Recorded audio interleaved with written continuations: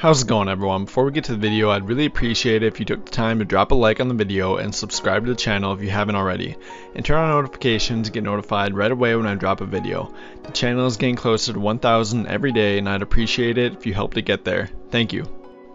But anyway, today we're going to go over 5 free agents to be that I think the Laker team should really watch while in the Orlando bubble to potentially add to their team next year. For next year, the only players they'll have for sure under contract are LeBron, Danny Green, Kyle Kuzma, Avery Bradley, Alex Caruso, Quinn Cook, and Talen Horton-Tucker. Everyone else is either not under contract yet or has a player option.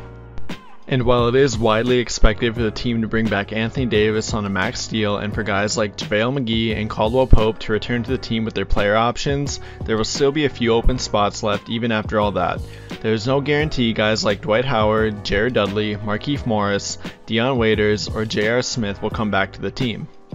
Because of that, it is a good idea to watch potential positions of need for the team while in the bubble, and that is what I believe Rob Pelinka and the team's management is also doing while being there.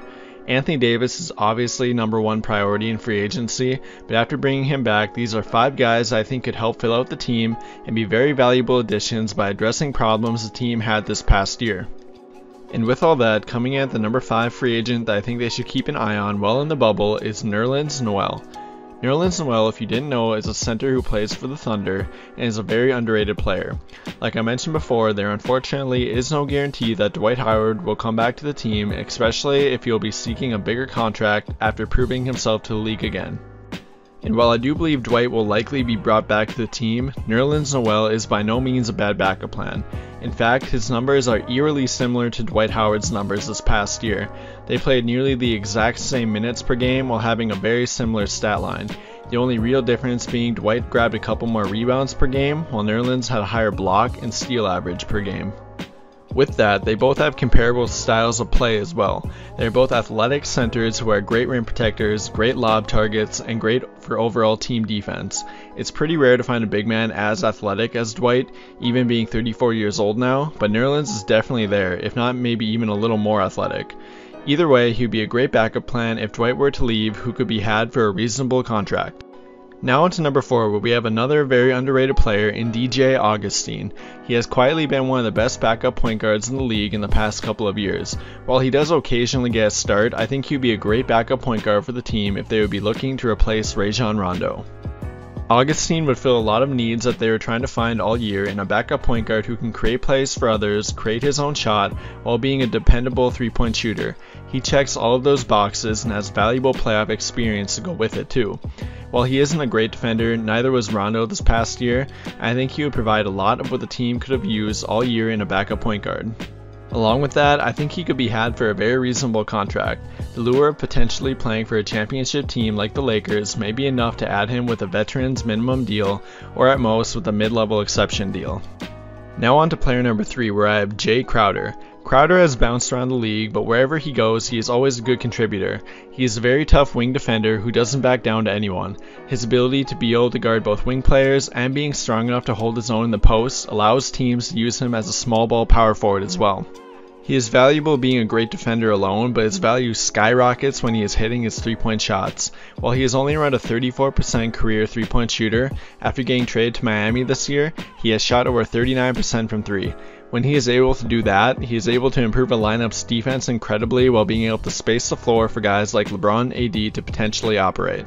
And although he isn't always a 39% three-point shooter, even if he could be around a 35% three-point shooter, he could be the bigger wing defender the team needs while also being able to space the floor. While Danny Green is still a good defender as well, he is better at defending guys who are smaller than him, and while LeBron has shown to still be capable of defending guys as well, he doesn't have the energy to do this all game long.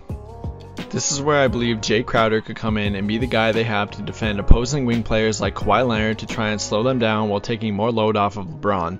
Along with all of that, Jae Crowder barely makes above a minimum level contract, and while he has had a good year, I think he could likely be brought in for a reasonable deal yet too.